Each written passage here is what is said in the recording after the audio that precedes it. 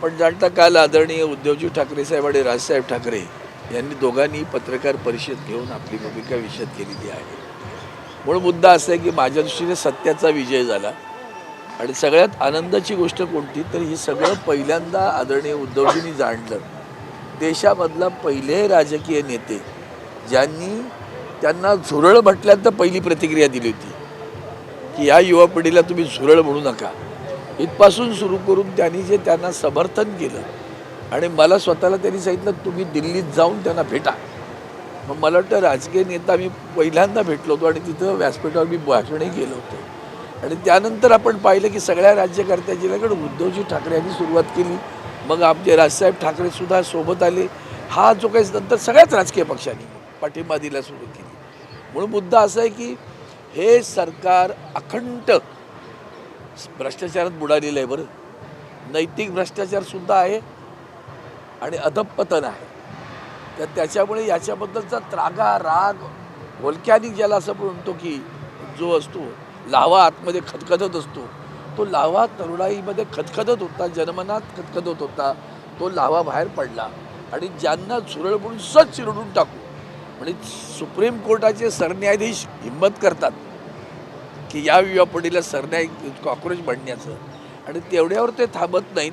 तर पुन्हा जेव्हा इतका अत्याचार खास करून महिलांच्या बाबतीत जी वागणूक झालेली आहे ना ती इतकी संतापजनक आहे ना की पायाची मस्तकात जाते अक्षरशः.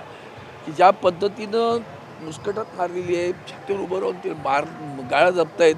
हे सगळं जे आहे ना ते हिंदू संस्कृती म्हणून जे जय श्रीराम करून उभे राहतात ना त्यांना खड्ड्यात घालणार आहे. बरं, मी एक महिन्यापूर्वी लिहिलं they are digging the on ग्रेव असं म्हटलं होतं, कमेंट केलं होतं त्यांच्या एका ट्विटवर. तर ते स्वतःची कबर खोदत होते आणि इतका अहंकार आहे, घमेंड आहे. ती घमेंड ह्या जा रे जमीन पर घेऊन आले. मुलांचं किती अभिनंदन करावं तेवढं तर खाल दोन्ही आमच्या नेत्यांनी अभिनंदन केलं आहे.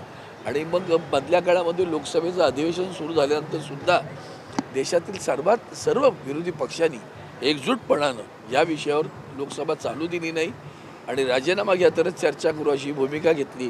अभिजित दिपकेचं आणि त्याच्या सगळ्या त्या सवंगड्यांचं मनापासून अभिनंदन यासाठी करतो की अलीकडच्या काळामध्ये चिकाटी दिसत नाही. आंदोलनं होतात, चिकाटी नाही दिसत. 25-30 दिवस रस्त्यावर राहणं, तिथली कुठेही सुविधा जवळपास काही नाही. बरं का, अतिशय हालापेष्टा सहन करून ही मुलं तिथे थांबलेली आहेत.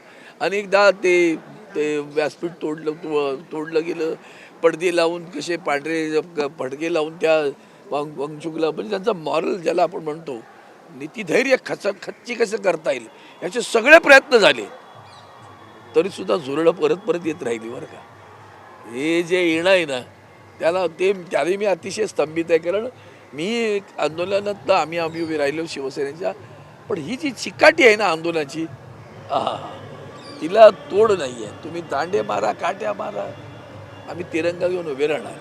म्हणून आदरणीय उद्धवजींचं आधी राजसाहेबांचं आणि खास करून त्याला समर्थन शब्दांनी नाही दिलं तर कृतीतून उद्धवजींनी दिलं, राजसाहेबांनी दिलं.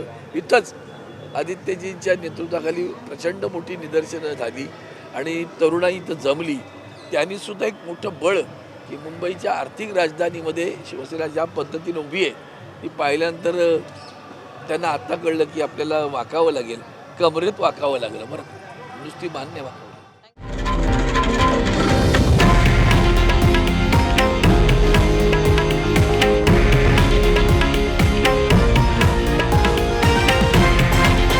हे आहे देशातील नंबर 1 न्यूज नेटवर्क आणि आपण पाहत आहात TV9 मराठी, एकमेव.